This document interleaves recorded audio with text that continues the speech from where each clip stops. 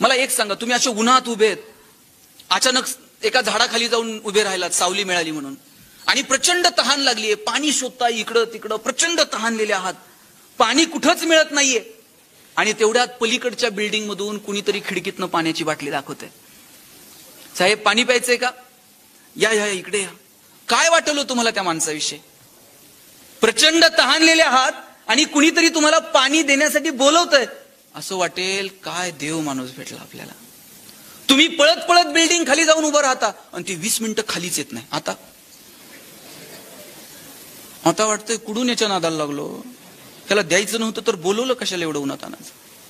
आणि 20 मिनिटांना ते खाली येतंय, येतानाच लिंबू सरबत घेऊन येते, आणि त्यानं म्हणावं नाही नुसतंच पाणी नको, जरा उन्हातून आलाय म्हणून लिंबू सरबत. आता काय वाटतंय?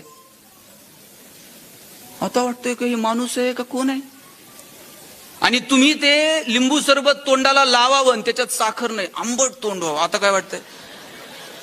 आता वाटतंय याचा गळा दाबू का काय. आणि तेवढ्यात त्यानं साखरेची पुडी बाहेर काढावी आणि विचारावं, मला वाटलं शुगर बिगर असं.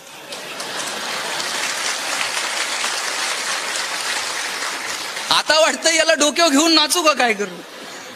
क्षणाक्षणाला आपली मतं बदलतात तो इतरांविषयीची. ते बनलेल्या मतांचं उगाच घर करून बसू नका.